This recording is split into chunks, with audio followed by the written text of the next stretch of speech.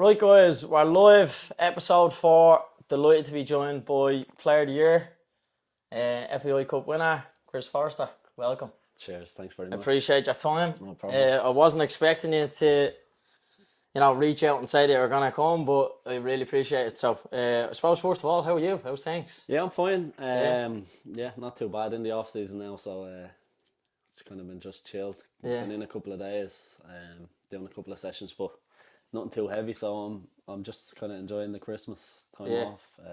Are you recovered from the Yale party after the final or what?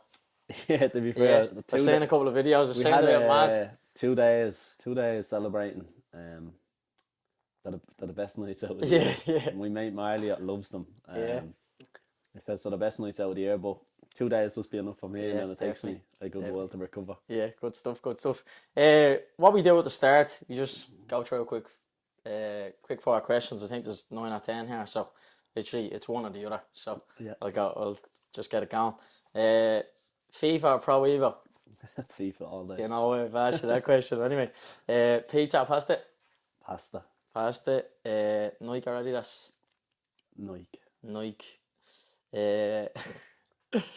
You might think why I've asked this one as well. Harry Potter or Harry Redknapp? Harry Potter all day. I'm delighted I fucking added that in. Excuse the French. Netflix or YouTube? Netflix. League of Ireland or Premier League? That might be a League bit of of a stupid Ireland one. all day. Short hair or long hair? Long hair. Long hair. Yeah, for myself. I Yeah. miss me all long hair. Messi or Ronaldo? Messi. And the last one then, city break or sun holiday? City break. Can't do too well in the sun. Yeah. Sun doesn't Turn work. into Patrick out of SpongeBob, did yeah. Proper solid. Yeah, right. I suppose we'll just get straight into it. I suppose I'm actually a Bows fan, by the way. So Same. I know that. You know I should have put Pats at Bows in that question. Would have seen you from, I suppose, an early age. But do you mind just telling me a little bit about your childhood, how you got into football, and we'll just take it from there. Yeah, so mainly probably just playing on the streets. I remember from as soon as I could probably walk, I was probably kicking a ball. Right. A lot of people say to me, I remember I used to always just see out in the flats or out in the pathway outside my ma's playing football all day, all night. And that was pretty much it. Like wherever I could play, I'd play. I even got to the stage where I'd have a load of balls in the house, just like sleeping around them. You can definitely tell that, like the way you play, you're a street baller, 100%. Yeah, no, I loved it, and I think it did stand to me. It stands to me now in the how I play and how I approach the game. Whereas I might be going a bit off topic, but I think a lot of the kids now are kind of like proper coaching and stuff like the that. academy players now and stuff like that, which I think the street footballer is kind of it's dying out of the game. It's not as appreciated as I think it should be. Would there be anything that you kind of, put a piece together on why having that kind of street football, that kind of like that unique kind of thing, like why it's so good to have that? Like, is there anything that you could kind of put and I think you just get a bit of cuteness from it. Like, definitely, you'd be obviously playing against some older lads, or a couple of lads are they're just smashers. So you kind of learn how to navigate your way kind of through that, and then it's just repetition as well, isn't it? You're just constantly like adapting to dodgy terrain and anything like that, and then it's just getting familiar with the ball, and I think that's what helped me. I understand bounces and stuff that probably someone that's just played on grass the whole growing up wouldn't really understand. So I think it's stuff like that. You get cuteness, and I think there's a little bit of cheekiness and stuff like that, which I think helps. That's very interesting, because I think it's nearly like a generational thing. Because like even when I was a kid, I would have always been playing out in the street. Always, Do you know what I mean? always. Whereas kids nowadays with social media and PlayStations and whatever else. Yeah. Even though you're a bit of a gamer. I do always say that, like even around my area, like there's a pitch in the flats in Queen Street. You never see anyone on it anymore. Never. I do get I'll get a bit emotional. I see one little kid there is just playing ball by himself. Yeah. then it just brings me back to the time when that was me, and that was all I really wanted to do.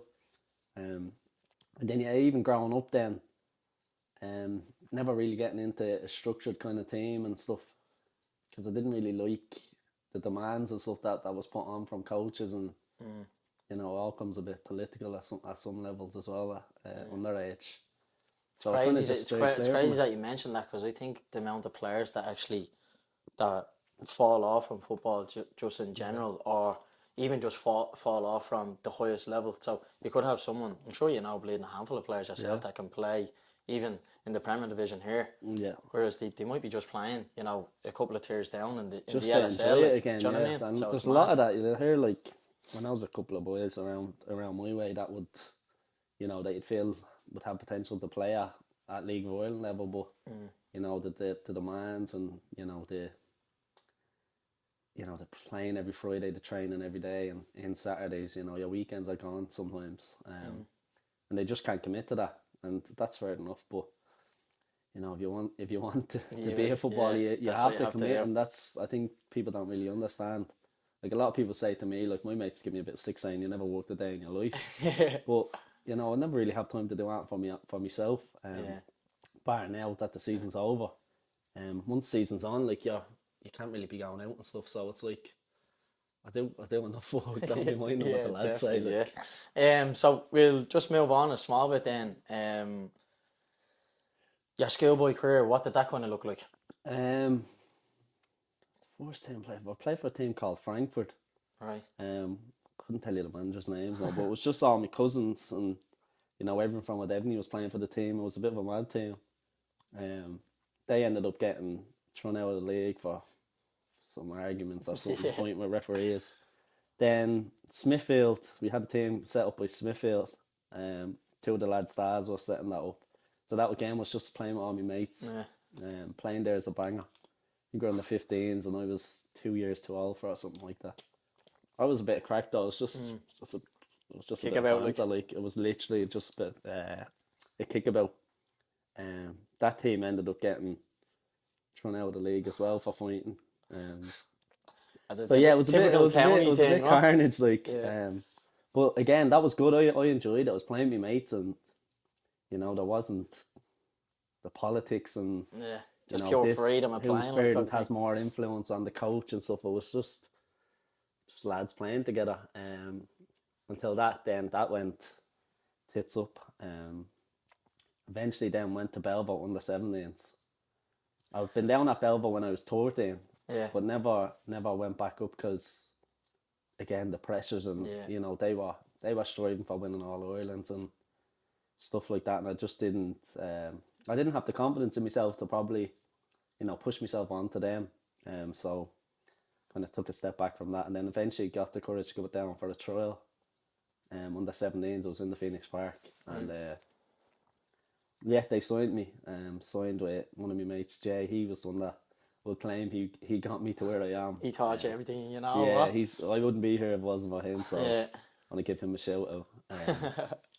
I went down there and enjoyed it. I had a good year under 17s. I think I finished top scorer. We won the All Ireland, won the league.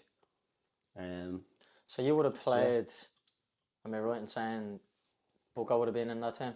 Keith Buckley, yeah. Roberto Lopez.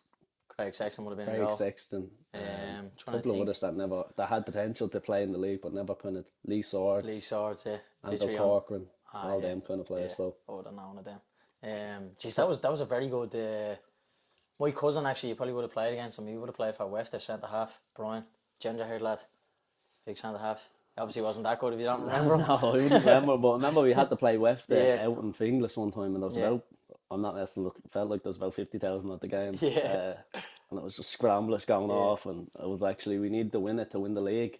So they had a couple of games in hand on us, so if we lost any sort of game, they would automatically win the league. So we needed to beat them. I remember going out and.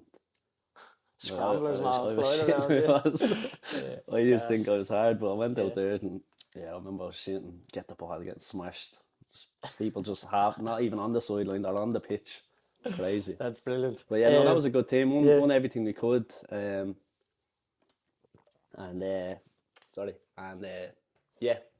think got player of the year and all that year. So it was really like it was one of them moments where I felt like, right, I can play at a decent level here. Yeah. It kind of brought me on confidence wise. Brilliant. So you would have moved from Belvo to Bows then. Yeah. So was that straight into that under-20s team, or was it? It was straight into the under-20s. It was actually, I was very fortunate in that, because Bows had gone a bit bust, I think, at the time, and I remember Pat Fenton came down to one of the training sessions down in Oscar training. I was like, we want to take basically all of this for our under-20s team. So I was like, right, this is handy. I always wanted to play for Bows, so I was glad they went a bit bust and it got me in the door. So we went down there and played for the under-20s, and Keith and Roberto, I think, played a couple of first team games. On the bench for a couple of games, and then the next season then was the step up, because I think they lost a couple of more players, so they're very dependent on young lads coming through. So how did you find that then, going from playing that under-20s then into a senior setup? Like, what are the main differences there? Like, did you notice, or did you think that right after one or two games was like, right, I'm definitely good enough to be playing with these players and against this type of calibre of player as well? It was weird, because there was a lot of players in that team that I grew up watching. Right. And I held them in the highest regard. Like, they were my Messis. Like, to me, they were. And then, like you said, a couple of days in the door, and you're like, confidence starts to get built, and you start to try things. And it's not as big a thing as you thought it was. So, got up to speed pretty quick, and start giving back cheek to these people who I held in such making such people high to beat the regard. band, huh? Yeah. So no, it didn't take long to get up to the level, I don't think, but it was all the other sort of stuff, the way you conducted yourself, and then you had to start looking after your body and nutrition and stuff, because recovery and all that. the recovery side of it, I think, was big, because you're training nearly almost every day, and then you have a big match on a Friday, you're in Saturday mornings, which was different for me. But no, I got up to speed pretty quick. I think I made 11 appearances, a couple of sub appearances. So that was a great year. It was such a privilege as well for me, because it's all I ever wanted to do, ever. Like, people want to play for Liverpool, United, Barcelona. All I ever wanted to do was play for Bows. Yours was more realistic as well. What was it like then, scoring your first goal for Bows? And I still remember it. I come on as a sub, and Nearly sure I was at it. It was against Bray, and Matt Gregg, I think, was in goal. I think it shot in on the right, hit with me left, and he I think I went under his arms or something. I think I had no power. But it's all about precision. Scored, and then that kind of just snowballed into me just growing in confidence, and getting a couple of more appearances and stuff like that. I think we played Everton as well in a friendly, and just stuff like that was just scandalous for me. Like, playing against Everton, playing against Premier League players. A year after joining the club, which was great. Was there any players there off Everton that would kind of like stand out to anyone that's kind of listening or watching? Ross Barkley played in that game. Now, I didn't start or anything, but I come on, and then I was like, I remember people talking, and I heard you smashed up Tony Hibbert. No, I didn't. I was like, I didn't do anything like that. A couple of touches of the ball, like, wasn't that special, but I think what's his name with the afro, went to United. Fellaini played and all. So that football IQ, see that? That was pretty good. Like, it was such a mad experience. And then we played, I think, Wolves and then Aston Villa. Was that a year later? See, when you played Wolves, was that when Matt Doherty got his mouth? Yeah, I think so. He wasn't even involved in the first team. I think that's crazy. As a first team player, just obviously came in. I'm nearly sure it was at that game as well. Yeah. He played the first 45, and Mick McCarthy was like, "I'll take him off. I think something along the lines like that did happen. Crazy. And then I don't think he even played in the Villa game because they were set on him. Yeah. But Ashley Young, a Bangla and all played in that game, which was crazy as well. So mental. It was a great introduction, because like just the levels you want to get to, and it was just an unreal experience. Deadly. So am I right in saying you went from Bows to Pats then? Yeah. How did that all come about? So when I was playing for Bows, obviously I was on an amateur contract. And then there was some lads, obviously, like, big names in there that were, would know that they're getting good money. So I was like one of them, like, surely something's going to come in, because I can't keep doing this. I'm getting to an age where I need to start, like, getting paid for it. And there was just no sign of like an offer of a contract. I knew Keith and Roberto were getting a few quid because they were making appearances and they'd been offered contracts. So I was feeling a bit hard done by. I was like, wherever. I ended up doing the FAI FOSS course that year. And did you do Cabra or Irishtown? Cabra, right. And Liam Buckley came in and was like, we'll work this and this so you can do both. And there was obviously money on offer for a contract. So yeah, ended up just signing there because it was financially and situationally it just suited. No, Brian, Alec. Yeah, so ended up signing there, and then that was it. It kind of just kicked on from there. Yeah. I was actually only speaking to Steo before you arrived. Like one thing that comes into my head straight away when you mention Chris Forrester and Pats is that chip against Rovers. What was that feeling like? That was crazy. You made soccer AM and all you did. Yeah, I made that a couple of times. Not surprised. Not surprised at all. Like stuff like that used to really motivate me back in the day. Like obviously the lads would see on a Saturday morning you get tagged in it. But I think with the Rovers thing. What age would you have been then? I was 18 or 19, I think. Yeah, I wasn't that young in terms of what kids are doing these days. Yeah, 100%. But for me, I think Twitter now was only kind of coming onto the scene, so I was on Twitter and stuff, and first thing I wanted to do was going to check me tweet, like who was tweeting about me and stuff. Yeah. I didn't care for living in the moment. I just wanted to see what people were saying. Yeah. Remember going in, I had hundreds of like notifications because that game was on RTE, so it worked out well that a lot of people would have seen it that normally wouldn't have. Yeah. So yeah, I remember going in, I was straight into my phone. I'm just sitting there like that. So he's saying, really watching it about 50 times. Like, silly, like instead of living in the moment. But I used to do a lot of that stuff when I was starting out, just seeing what people were saying. Nowadays I couldn't give a bollocks. Yeah. Except for the people that follow you, like, and you know, your own fans and stuff. That's fine.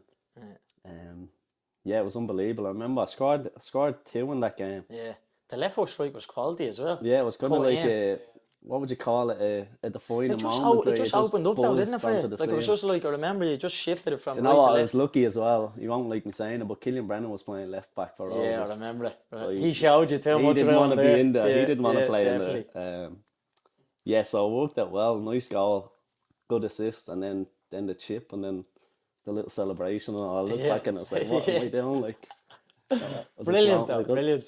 But no, it was great. It was great. Do a slow-mo on the camera when it was a great little burst onto the scene, like for me. And then again, it just shows like I can play at this level. Like I was feeling comfortable and stuff. So yeah, it was a great little burst onto the scene. So, am I right in saying again, you would have spent 3 years then at Pats? 3.5, yeah. 3.5. Yeah, I moved Jordan the season. I think there was 20 games gone or something. Yeah.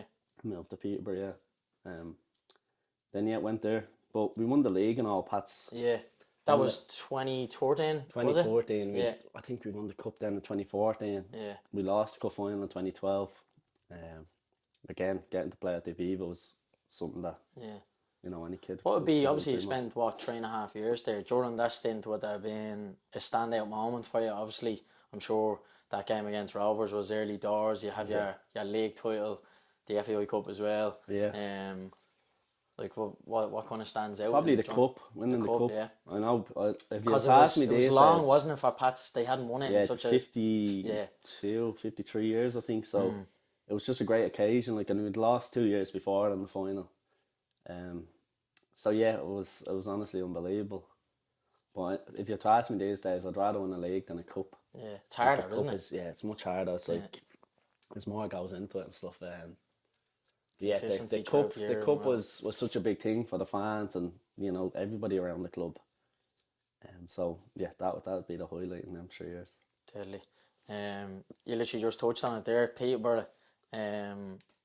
Was that something that was surreal for you, or were you expecting to get that interest from elsewhere, whether it's, you know, England or anywhere else in Europe? Yeah, to be fair, because I've been on a few trials in them 3.5 years. I went to Bristol, was over at Wolves, and Watford, wasn't it? Watford as well, yeah.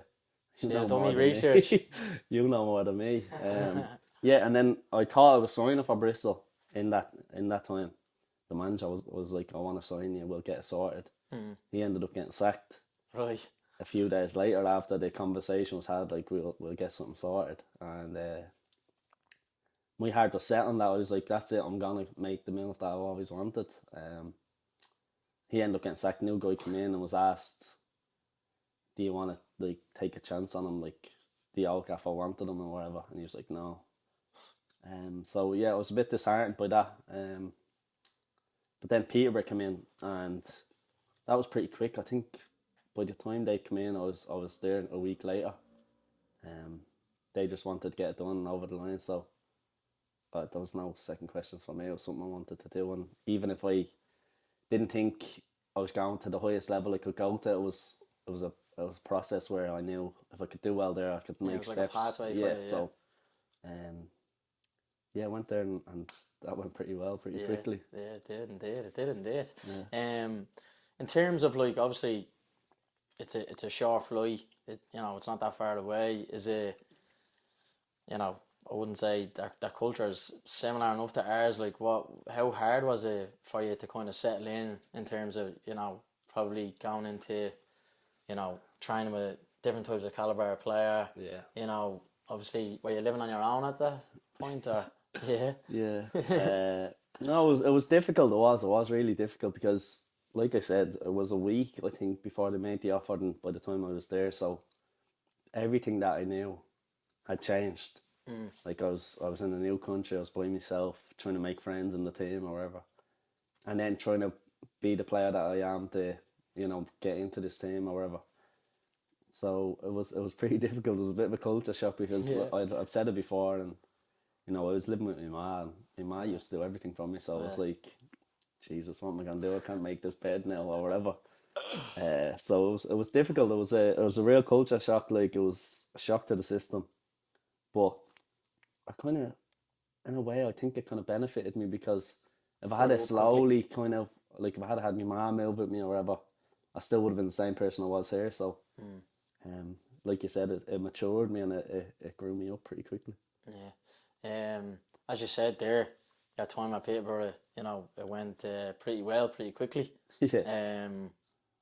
First thing that stands out to me is, obviously they made you captain after a certain amount of time. Yeah. Playing in the FA Cup, Chelsea and West Brom, nearly sure. Chelsea, West Brom, played Leicester. Harry Maguire played in that now. Yeah, still in your pocket there, is he? No, he got battered that game. I gave away 2 goals. I gave away 2 goals in that game. But yeah, like it's crazy. Like, and hats off to you because I remember watching Match of the Day and like getting praise from people like playing Gary Lineker and Alan Shearer and all this. It's something else. That's again. I went straight on the Twitter. Yeah, I was like, oh, this class. Yeah. No, it went really well. I remember we played. I think one of the first games I played there was against Bradford. At Bradford Stadium. They have a big, massive stadium and stuff. And I was like, this is the life. Like, this is what I always wanted. I ended up scoring and all that game. It was surreal. And then the season was just progressing really well. Started next season, then they made me captain, which was great for me. Like, I was like, I went into the meeting with a fella called Michael Smith, and I was like, he'll be made captain. They'll ask me to be vice. And he was like, no, I want you to be captain. And I was like, yeah, okay. I was a bit nervous for it because I'm not really one of them speakers in the change room. I'm lead by example, like. Exactly. I think that's what he said to me. He said, I'll see you leading by example. I know you're not the biggest speaker in the change room, but I think you can lead by example. And then obviously came with its perks and new deals and stuff. So it was obviously something that I wanted. And see, when you went in, like, what position were you? Because like when you were with Pats, then like you were kind of nearly like a inverted winger. Yeah, kind of, wasn't it? I was a winger when I went. I was on to Liam Buckley a lot about trying to get me in as a central midfielder, and he liked me coming in off the left and kind of creating an overload in there, which benefited me because it gave me a lot of time on the ball. But yeah, I went there as a winger, and I think it was Grant McCann, because when I went there, the manager got sacked a week later. I think I'm a bit of a bad omen. But I went there and I met the manager and stuff, and he got sacked a week later. Grant McCann then took the job as interim, or I'm not sure whether he got full time. But he was a midfielder himself, and you know, a deep line kind of midfielder. And he was saying to me that he could see me playing that position. Whereas I was like, I can't tackle. I've made probably 3 tackles in my whole career. But yeah, he put me in there, and you know, it really went well. You know, just in terms of keeping the ball, because I'd say that's one of my biggest strengths. Yeah. It's probably just keeping the ball. Retention, yeah, absolutely. So yeah, he put me in there, and you know, it was a genius. Like duck to water, though, wasn't it? Like from clips that I've seen. But it was just like, I don't know, like you're not mentioning there, like, you know, can't tackle, but you look at some of the sixes, like, I'm sure he's made a tackle at some point, but you look at Busquets.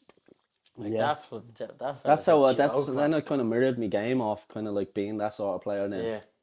Whereas I kind of had to give up scoring goals or, you know, getting assists. It was more so the pass before the assist. Yeah. And I used to do my head in because like nobody sees that pass to that guy that then crosses. So so that became a bit of a dilemma in my head. But no, I was really enjoying it. I used to watch a lot of Busquets then when I was in that position. You'd watch him all day. We would. Yeah, absolutely. God. And then, yeah, it was like you said, it was like a duck to water. I really enjoyed it. Yeah, it was good. Like. Yeah. And is there a standout moment then at Peterborough, or have we literally just touched on it?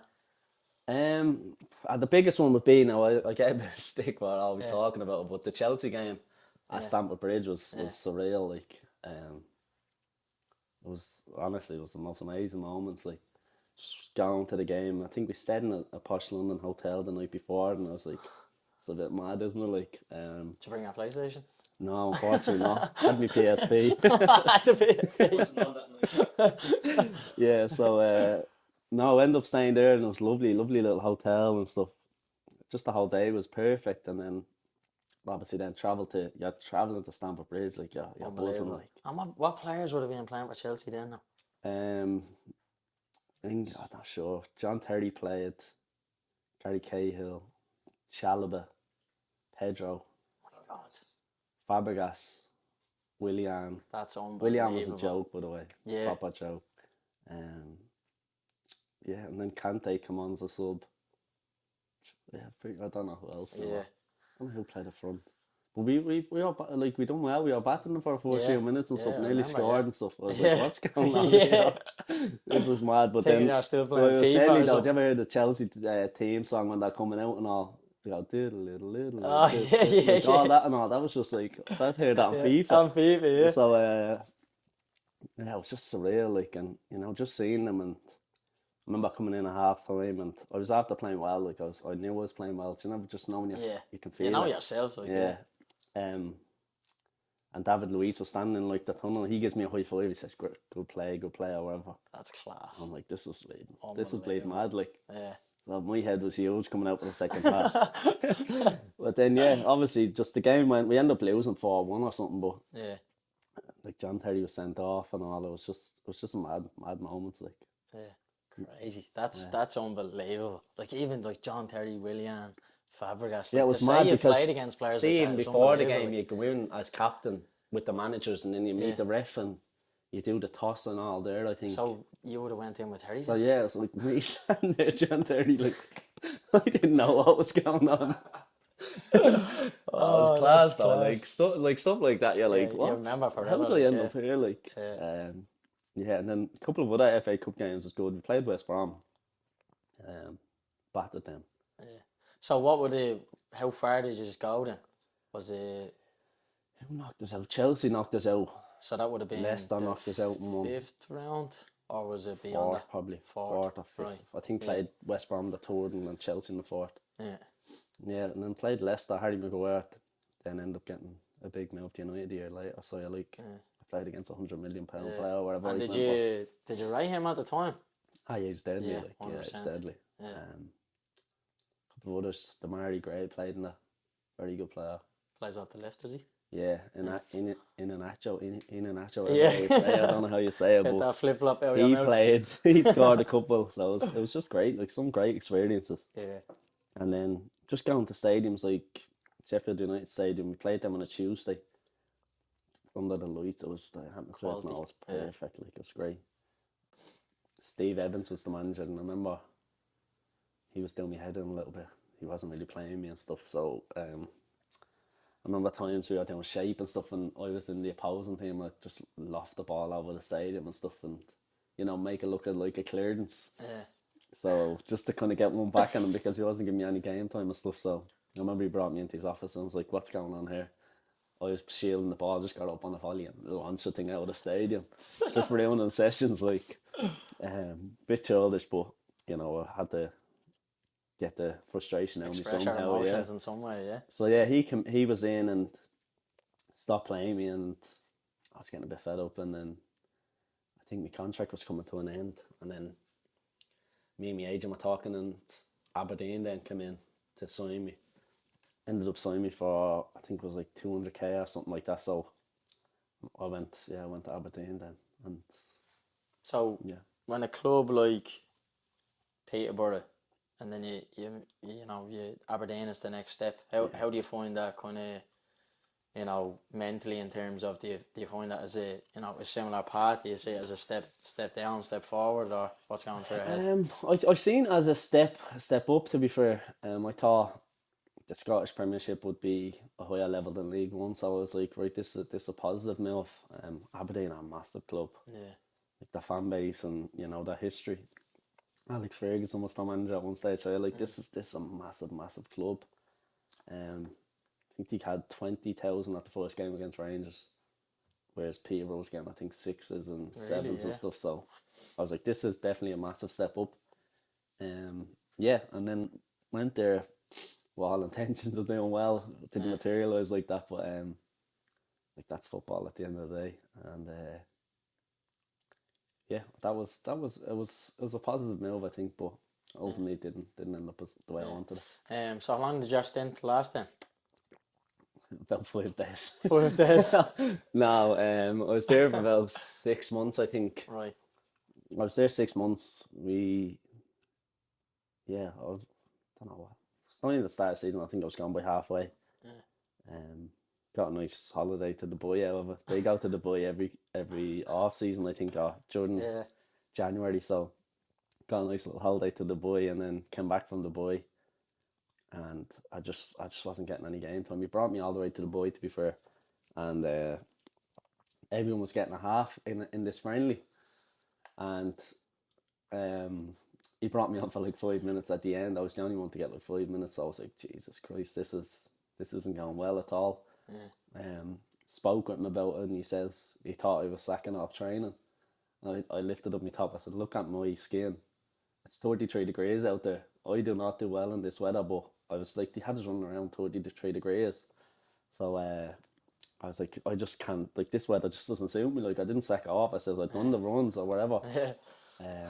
But I think his mind was just kind of made up. It was one of them when you just don't get along with someone. You can see every flaw in them. And I think he was just looking for them at that stage. So, I remember then filling out wellness forms, and, when you put in your mood and stuff, mine was always at 0 and stuff. Right. So, called me in the office one day and then said, we'll let you go. And, in hindsight, I was like, God, that was sound. Like, but he had a new fella in the door the next day, new signing.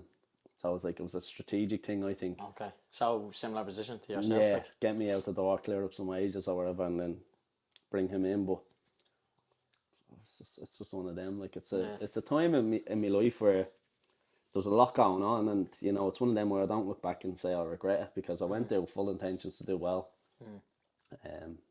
And it just didn't materialise into what I wanted it to be, and that's fine. Yeah. How was it then, I suppose, mentally dealing with going from such a high FA Cup to that? Is that something that, messes your head up a bit, or? No, there was still highs in Aberdeen. I came on the first game of the season. Now, I wasn't fit or anything. I was miles behind. I'd been to Florida. I was jet lagged. I was there for like 2 weeks, and then came straight into training. Done a pre-season. I was proper all over the place. Played Rangers first game of the season, like, quality. Still a good couple of highs in there. Played against Burnley in the Europa League. Yeah, that was on Turf Moor, was it? Came on in that game. But mentally it was very draining to know, like, you have it in you to play, but sometimes it just doesn't come out, like, and that's the one thing that I do regret, is that people at Aberdeen would see me as someone who wasn't able for that level, and But you definitely in my are heart of able. hearts I know I could have easily played there, like. Yeah. And that's, I think, it was the hardest thing for me to kind of get over. But yeah, it was Look a bit. at you now. Yeah, it was alright. It's doing alright now, but like Yeah. it was hard to like then have to come home and be seen as like, in people's eyes, as a failure. Yeah. And that's all I cared about. What's people thinking? I didn't really care about what I was thinking. It took me a good year and a half to kind of get out of that mindset. And then, like you said, it's just kind of went on. Yeah. So we move on to the next phase then. Yeah. How long were you out of football then for a while, or did you? No, well, I basically was. I was playing at Pats, so I was brutal. Yeah. Might as well have been out. Yeah. No, I came straight to Pats. Got him out straight away. Yeah, as soon as I think wind was that I was coming home, Pats was straight on to me, and you know. Who was the manager at that stage? Harry Kenny, I think, was the manager. Kenny, right. Harry Kenny was the manager at that stage, but it was more so the club wanted me, like the owner, Garrett and stuff was onto me, so. Obviously proposed a good deal, and you know, offered me a place to stay, so it worked out well. I needed to get home, and you know, I wasn't coming anywhere other than Pats. And yeah, so I ended up Pats at this stage, aren't you? Yeah, basically. Face of the club. It's not much of a face, but I'm the face of the club. Yeah, no, come back there. Obviously, first year and a half was difficult because I was still in a bad mindset. And then as a team, we weren't really playing well, so sometimes you kind of need the team to kind of back you up in situations. And that just wasn't happening. Came back, bad year and a half, but then I don't know who come in then. I think Stevie might have come in.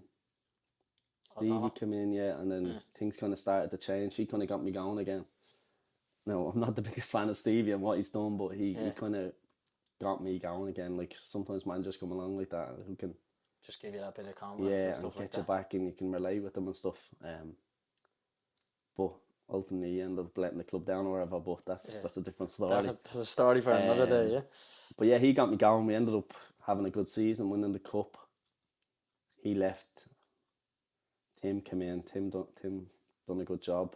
Tim and John come in. Tim ended up getting sacked, and then John takes over, which I think was a great move from the club. Yeah. You've won 3 FAI Cups. 3, the most in Pat's history. Oh, is it? Yeah. I'm the only man. Look into the camera now when you're saying only that. Man. Obviously, 1 league title. One only, yeah. Yeah, one only. I'm sure that could change. What one's your favourite? Or is that difficult? Well, I'll go off the last one. The last FAI Cup was just, the league was a great thing to win. Yeah. Especially first time and all. The last cup final was unbelievable. I don't know if any of us were at. Were you at? I was at it, yeah. The atmosphere, the crowd, everything. They just even all the pyro and all was quality. It was honestly unbelievable. Like, it was better than 2 years ago. 2 years ago was great. Sold out, wasn't it? Yeah, or more or less. 43 or something like that. But yeah, unbelievable day. Just to build up that week and all, it's just great. And I remember just feeling really, really confident that week. And you know, we've been there a couple of times to see the place getting the milk, because we have a lot of young lads, and I think it was a good milk by John. He brought us down and, you know, look, just let the lads walk around and, you know, find out where you're going to be sitting on the day, so you're not going in, it's all just shocks. I think that was a great move. So yeah, that week, and then obviously the game started a bit bad. They got a penalty. I was like, oh shit, we're in it here. Because Spurs, to be fair to them, like a very good team. But yeah, I remember just looking at Joe, and Joe was looking at me, and we were like, well, we'd be grand, it's still early, like. Yeah. And obviously Mark Doyle comes up with a great header, and then we kind of just took over the game from then. Yeah. It was just great. I remember coming off. I come off a cramp early. Yeah. And sitting there watching it was just horrendous. It was the worst feeling. I was like thinking to it, if I was ever a manager, I wouldn't be able to sit there. Like, have to be just shouting random bullshit at people just to get over my own nerves. And then obviously we scored the second. Scored the third, and it was just, you know, you're thinking, what am I wearing in Diva tonight? Brilliant. Great days. Actually, surprised I haven't touched on it a little bit earlier. You were capped under 21s. Yeah, capped And under Noel King, I think it was. Yeah. Against Portugal and Netherlands. Now, only 2 friendlies. I don't think you received caps for them. Oh, did you not? No, I don't think so. That's I thought right, you actually, did. yeah. I'm still sitting here waiting that's a for bit. them. Do you want to change that rule? Doesn't make any difference, caps or whatever, but Yeah. like that for me was honestly unbelievable. Mm. I remember going in, I was again confidence thing. Like as it kind of came back to me, I felt like how it was when I was a kid, like going up to them, up to Belvoir at 13, and I was like, I'm out my depth here. That kind of. I've always had that. I think I don't know whether that works well for me or works against me. Like I always feel like I'm not good enough to be around that type of player. Yeah, or any sort of caliber of player. So I kind of take myself back from it, and only in recent years I'm kind of pushing myself onto things. But yeah, I remember going in. I was terrified because all these lads were playing for, like, I think Sean Murray was at Watford. A couple of other lads, like Matt was going to Wolves and stuff like that. So I was like, I'm not going to be able to play here. Like, I'm just kid from the flats. Like, it doesn't. These are too good for me. And then obviously went in, and again, I quickly realised that they're not much better, if not I'm better than them. Yeah, 100%, so definitely. Yeah. The confidence started to flow out, and then that was a great 2 games. I remember just having the jersey on me, and I was like, "Geez, this is class!" Yeah. And I could only imagine them ever doing it at a senior level, which would be 10 times that feeling. So, yeah, no, it was a great time. Yeah, brilliant. We'll talk a little bit about who would you say is the best. We'll go manager and coach, or if you want to even just answer one, best manager coach you've played under. Because I want to play next season, I'll say John Daly is the best Don't manager. be playing it safe, man. I know, to be fair, I'm not. You never play safe on the pitch, so don't do it here. Nah, John, like, obviously a lot of respect for John, and he's come in, he's changed their whole team, and changed the whole dynamic of the team. So he'd definitely be up there. But in terms of best manager, I like Graham Wesley. Don't know if you ever heard of him, Graham Wesley. No. He was a manager of mine at Peterborough. Peterborough. Yeah, right. he was great. I just really liked him. You just click with someone, you really liked him. I liked everything about him. I liked how he was a family man and stuff like that. So similar with John. John's a family man, which I respect massively. So it works well. Like so, John's up there, but Stevie would have been up there if he didn't stake us. So. It's a bit of a teacher's pet. Sure, what you reckon? have to play. Nah, he's gonna hate me because I'm slagging him too much. Graham Wesley, I really liked. Yeah. It's hard. Everyone's different, so yeah. I just I remember his time at Peterborough. Grant McCann was very good as well. He was the one that moved me into the 6, so they all had different things that are positive. Like, I'm a wind up, don't mind me. We'll go. I just won't give you permission to release the podcast. What was I gonna say? Best player you've played with and against then? Best player I played with.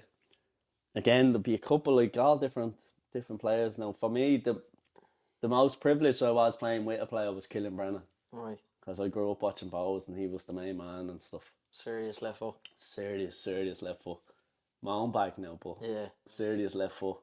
Even worse than I draw the accent, though. Yeah, what a I'd say the best I played with in Ireland is Killian Brennan, Ian Birmingham, Christy Fagan.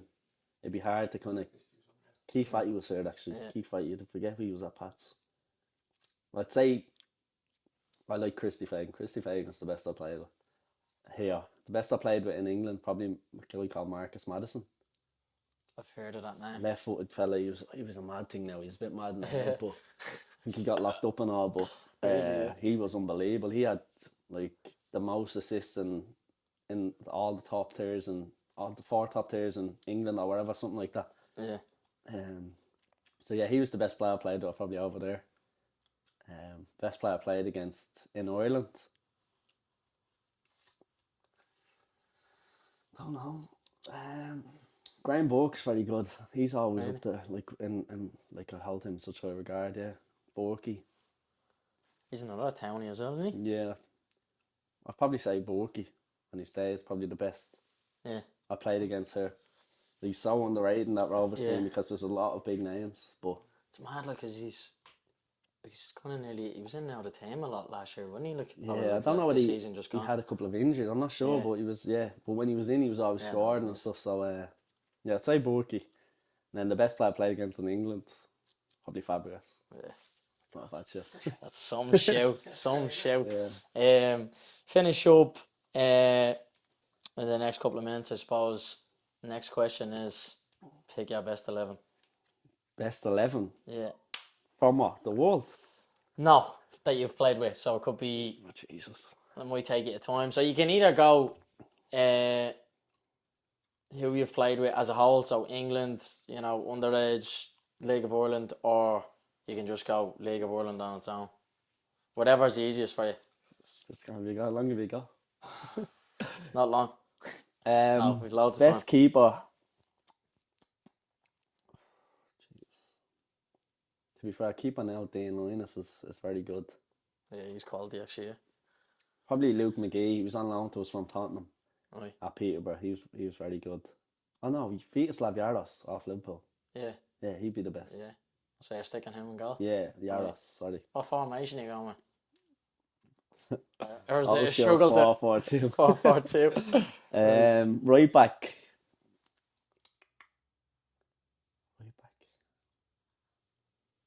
Just go Gerald O'Brien because no other names coming to my head. They're a fan, no? No, I never played with him. Oh, you didn't actually. Smashed me up one time and he was at Pat's, I was at Forwards. Right. Just took me ankle. He's definitely not getting in the team. No. Centre half, Kenny Brown. Scott McKenna plays for Forest now. Yeah. He was at Aberdeen. Left back Ian Birmingham, 100% first name team sheet. Right. Right wing. I think Martin Samuelson played for West Ham, came on loan to Peterborough. He was unbelievable. Should see skills out of this fella. Centre mid, Anthony Grant played at Peterborough. Greg Buljak, Keith Fatty. Left wing. So that's 3 in the middle you're going with, so. Yeah, sorry. Yeah, 4-4-2 is gone. 4-5-1. 4-5-1. Left wing. Marcus Madison, up front, Christy Fagan. Is that enough players? Not a bad side. Yeah, that's just 11. a quick one now. Yeah. If I had a bit more time to think of, yeah. I'd probably throw 1 or 2 different ones in. I should have sent you a letter there 2 weeks ago. Yeah, you probably should have given me a show.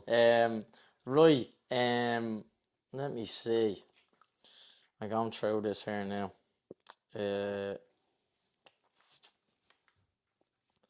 I've been told by a friend of yours and a friend of mine that you do a good Dobby impersonation. No, you're not throwing that out.